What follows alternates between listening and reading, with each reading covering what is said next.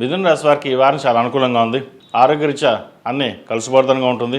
ఏదైతే మీరు పని నిర్వర్తించారో అది సానుకూలపడుతుంది. కోర్టు వ్యవహారాలు ఏవైతే ఉన్నాయో మీకు అనుకూలంగా ఉంటుంది. రావాల్సిన బెనిఫిట్స్ ఏవైతే ఉన్నాయో అది ఎక్కువగా ఉంటుంది. అయితే భాగ్యంలో రాహు ఉన్నారు గోచారీత్యా. మనసు పరిపరి విధాలుగా ఉండడం, ఏ పని చేసినా సరే హడావుడిగా చేయడం, పెద్దవాళ్ళతోటి మాట్లాడేటప్పుడు కొన్ని జాగ్రత్తగా మాట్లాడడం అనేది చేయాలి.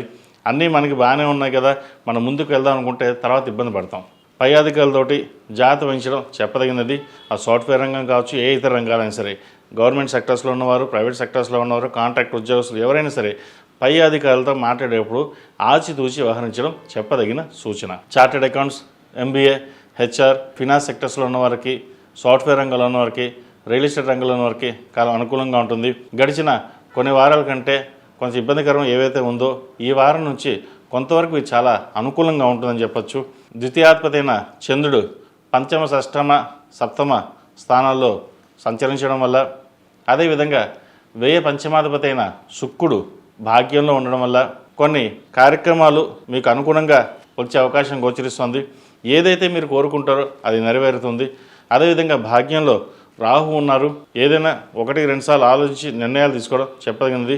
ఖర్చులు అదుపులోకి వస్తాయి. భూ సంబంధించిన క్రయ విక్రయాలు లాభిస్తుంది. అదేవిధంగా ఆరోగ్యరీత్యా ఏమైనా ఇబ్బందులు ఉంటే తొలగిపోతాయి. సాఫ్ట్వేర్ రంగంలో వారికి, చార్టెడ్ అకౌంట్స్, వైద్య వృత్తిలో ఉన్న వారికి అనుకూలంగా ఉంటుంది. నూతన వ్యాపారాలను ప్రారంభించాలనుకున్న వాళ్ళకి కాలం కలిసి వస్తుంది. స్నేహితులు అండదండలు మీకు పుష్కలంగా ఉంటాయి. ఏదైనా సరే మేము సహాయం చేయగలని ముందుకు రావడం ఉంటుంది. అయితే దాంట్లో మన వాళ్ళు ఎవరో, పరాయి వాళ్ళు ఎవరో మీరు గ్రహించుకోవాలి. దాంట్లో రెండు రకాలుగా ఉంటారు. కొంతమంది మిమ్మల్ని పాడు చేసే వాళ్ళు ఉంటారు, ఇబ్బంది పెట్టే వాళ్ళు ఉంటారు. కొంతమందికి పూర్తిగా సహకరించే వాళ్ళు కూడా ఉంటారు. అది ఎలా అన్నది మీరు నిర్ణయం తీసుకోవాలి. ఏదైనా సరే ఒకసారి మీరు ఆలోచించి నిర్ణయం తీసుకుంటే అది సక్సెస్ అవుతుంది. ఈ రాశిలో జన్మించిన విద్యార్థులకు కాలం అనుకూలంగా ఉంది. పరీక్షలు దగ్గర పడుతోంది. ప్రతిరోజు ప్రతినిత్యం దక్షిణామూర్తి స్తోత్రాన్ని పఠించడం చెప్పదగిన విషయం. మీకంటూ ఒక క్లారిటీ ఉంటుంది. భవిష్యత్తులో ఏం అవ్వాలి, ఏం చేయాలని ఒక ఆలోచన ఎక్కువగా ఉంటుంది. కాబట్టి చక్కగా మీరు చేయాలనుకో ఏదైతుందో చేయొచ్చు. గ్రూప్ సర్వీసెస్, గ్రూప్కి ప్రిపేర్ అవుతున్న వాళ్ళు, సివిల్ సర్వీస్ ప్రిపేర్ అవుతున్న వారికి అనుకూలంగా ఉంటుంది. లాయర్లకి, వైద్య వారికి కాలం అనుకూలంగా ఉంది. సాఫ్ట్వేర్ రంగం వారికి అనుకూలంగా ఉంటుంది. రియల్ ఎస్టేట్ రంగం వారికి కొంత ఇబ్బందికరంగా ఉంటుంది. స్పెక్యులేషన్స్కి దూరంగా ఉండడం చెప్పదగినది. ఏదో ఇవాళ రూపాయి వచ్చేస్తుంది, ఇన్వెస్ట్మెంట్ చేద్దాం, లాభం వస్తుంది అనుకుంటారు. ఏదైనా సరే నిదానంగా ఉండి ఆలోచించి ముందుకు వెళ్ళాలి.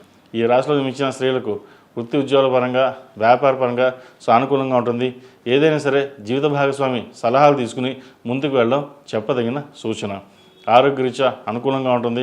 సంతానానికి మంచి సంబంధం కుదరడం కూడా ఒక సంతోషకరమైన తరుణం అని చెప్పొచ్చు. సంతానం సంబంధించిన విషయవహారాలు, వివాహ సంబంధించిన విషయవహారాలు చాలా అనుకూలంగా ఉన్నాయి.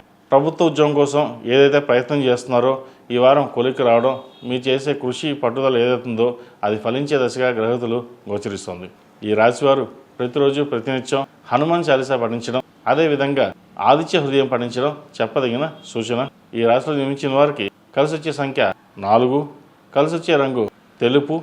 ఏదైనా పని మీద బయటకు వెళ్ళేప్పుడు బుధవారం కానీ శనివారం కానీ వెళ్ళండి, మంచి ఫలితాలు సంప్రాప్తిస్తాయి. ఈ పూజస్టోర్.in పసుపు కుంకుమ నుంచి దేవతా విగ్రహాల దాకా అన్ని రకాల పూజలు, వ్రతాలు, గృహప్రవేశం, హోమాది శుభకార్యాలకు కావాల్సిన పూజా సామాగ్రి అంతా ఒక్కొక్క క్లిక్ తోనే మీ ఇంటి వద్దనే పొందండి. ఈ పూజస్టోర్.in